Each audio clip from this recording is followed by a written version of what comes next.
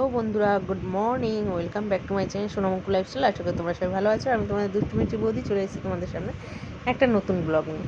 তো চলো দেখো বন্ধুরা, আমি ভোর 4টের সময় বেরিয়ে পড়েছি, মানে উঠে রেডি রেডি হয়ে 5টার সময় বেরিয়ে পড়েছি, ট্রেনে উঠে গেছিলাম। আর তারপর সারা রাস্তাতে তোমাদের প্রত্যেকবারই দেখায়, তো এইবার আর শ্যুট করিনি। আর বাড়িতে এসে দেখছি দেখো কী অবস্থা, দেখতে পাচ্ছ বাড়িঘর দুয়ারে, মানে যাচ্ছে তাই অবস্থা। মনে হচ্ছে আমি বাড়িতে এসেছি না কোনো পুরোনো হাভেলিতে এসেছি, নিজেই বুঝতে পারছি না নিজের বাড়িঘর দেখে। দেখো কী অবস্থা হয়ে রয়েছে, দেখতেই পাচ্ছ। তো এগুলোকে আমাকে এখন পরিষ্কার করতে হবে, মানে আমি এগুলো দেখে আমার যেন মাথায় এক প্রকারের হাত পড়ে গেছে জানো। দেখো বিছানা পাটির কী অবস্থা। আমি ভাগ্যিস আমি সব উঠিয়ে রেখে গেছি, শুধু একটা সাইড বালিশ রেখে গেছিলাম বিছানাতে, আর বাদবাকি সব উঠিয়ে রেখে গেছিলাম। এমনি ইউজ করা চাদরটা ফেলানো রাখা ছিল, তাই আমি ভাবলাম চলো যা নোংরা পড়বে ওটার মধ্যে পড়বে, এসে ওটা কেচে দেবো। আর বাদবাকি দেখো, দেখবে তোমরা, তারপর বলবে যে এ কী অবস্থা হয়ে গেছে তোমার ঘরে। সত্যি কথা গো, বিশ্বাস করো, যারা অ্যাডভেস্টারে চালে বা করে তারা মনে হয় জানে। মানে আমার বাইরে যতটা না নোংরা দেখলে তার দিয়ে দেখছে তো বেশি, কিন্তু এই ঘরটায় হয়নি। এই ঘরটা একটা কিচ্ছু হয়নি, যেরকম মুখে সেরকম আছে। যেহেতু অ্যাকচুয়ালি এটার উপরটা ছাদটা রয়েছে, তো ওই জন্য ঝড় বৃষ্টি হলেও কোনো অসুবিধা হয়নি। তো চলো দেখো, ড্রেস ট্রেস চেঞ্জ তোমাদের তো দেখিয়ে দিলাম, তারপরে ড্রেস ট্রেস চেঞ্জ করে নিলাম। ওদিকে ফ্রিজে জল ভরে রেখে দিয়েছে ছেলে। কেন বলতো, কারণ কাজ করতে গেলেই তো গরম লাগবে, গরম লাগলেই হাঁপিয়ে যাবো, আর জল তখন খেতে ইচ্ছে হয়। এমনি জল এখন একদমই ভালো লাগছে না এই গরমে। একটু ঠান্ডা জল হলে বেশ খেয়েও মজা, শরীরটাও যেন স্বাদ। তো দেখো এদিকে বিছনা টিছনা ঝেড়ে নিচ্ছি। আর আমার এখন একটু অসুবিধা হচ্ছে জানো তো, এই কুলারটা এখানে রাখাতে না, মানে বিছনার চাদরটা পুরোপুরি পাততে খুব অসুবিধা হচ্ছে। কী করবো বলো, কুলারটা তো খালিও নয়, কুলারটা জল ভরা, ওই জন্য সরাতে গেলেও খুব কষ্ট হচ্ছে। খালি থাকলে তাহলেও নাহলে মানে চেয়ারে রেখে বিছনার চাদরটা পেতে নিতাম, আবার নাহলে রাখতাম। কারণ খালি কুলার না চালানো যাচ্ছে না, এতটা গরম। কিন্তু আমি দেখলাম কলকাতা থেকে এখানে অনেক গরম, গরম অনেক তুলনায়। সত্যি কথা, আগে ভাবতাম, তোমাদের সঙ্গে সবসময় বলতাম কী গরম কী গরম, সত্যি মনে হচ্ছে এখন আমাদের বাড়িটা অনেক ঠান্ডা, অনেকটা আরামদায়ক আছে, সত্যি কথা। তো চলো কথা বলতে বলতে এদিকে কাজগুলো সেরে ফেলি, তোমাদের সঙ্গে কথা বলি আর কাজ ফেলি। দেখো বিছনার চাদরটা চেঞ্জ করছি, আর সবই মোটামুটি কেনা হচ্ছে না তো, বিছনার চাদর আর বালিশের ওষাদটা যেন কেনা হচ্ছেই না আমার। তোমার দাদাভাইকে বলছি, আমি নিজেও দেখো এটা ওটা টুকটাক কিনছি, কিন্তু বিছনার চাদরটা যেন আর কেনা হয়ে উঠছে না। তো এবার ভেবেছি তারাও দেখি এর মধ্যে বাইরের ঘরের কাজ চালু হোক, ভাবছি একটু গুছিয়ে নিই, তারপর সব নাহলে নতুন করে আবার করবো।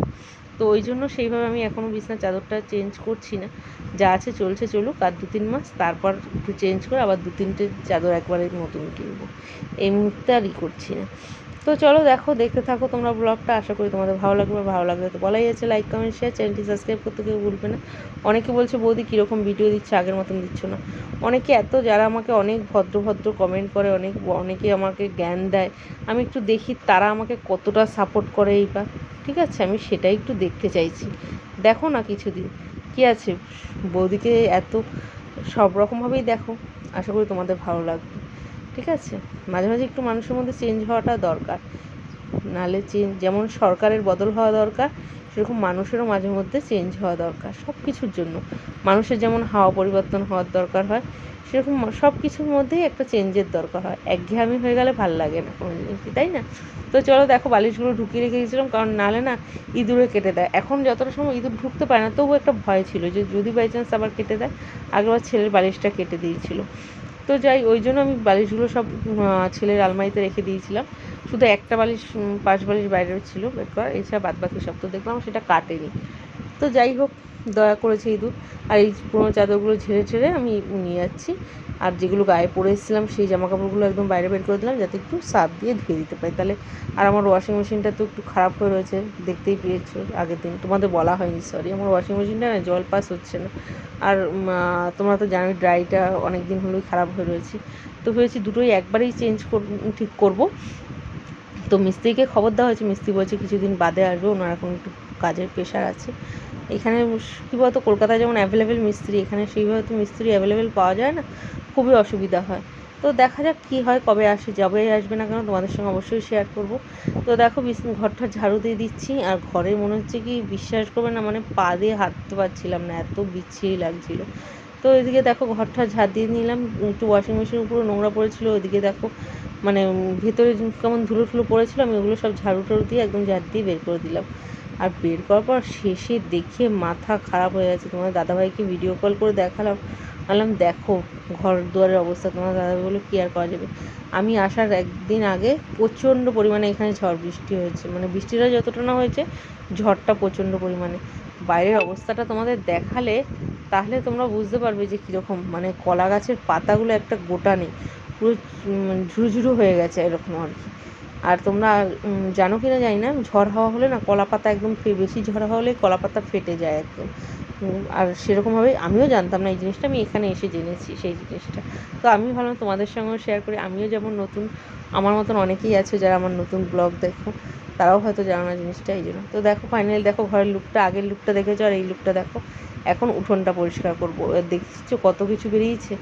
উঠোনটা পরিষ্কার করা হয়ে গেছে, এখন বাথরুমে জলটা ভরে নিচ্ছি। জল ছিল বাথরুমে, কিন্তু এতদিন ছিল তো ওই জন্য ওগুলো আবার চেঞ্জ করে নিলাম, রেখে দিয়েছিলাম এনে, যেহেতু বাই চান্স যদি জল না পাই ওই কারণে। তো এই দেখো কী অবস্থা, ঘেমে নিয়ে একাকার হয়ে গেছি। তো এখন একটু স্নান করে নেবো। স্নান করে উঠে মানে মুখে কথা বলতে পারছি না, বিশেষ করে এতটা টায়ার্ড। অত ভোরবেলা উঠেছি, ঘুমটা হয়নি, এদিকে শরীরে এত জার্নি, ট্রেনের জার্নি, এসে আবার বাড়িতে জুতি, মানে মুখ থেকে যেন আর কথার আওয়াজ ফুটছে না। তো ওইদিকে দেখো ছেলেও স্নান করে নিয়েছে, আমিও স্নান করে নিয়েছি, শুয়ে একটু আছি। ওইদিকে ভাত বসিয়ে দিয়ে এসেছি, ভাত আর আলু ভাজা করব।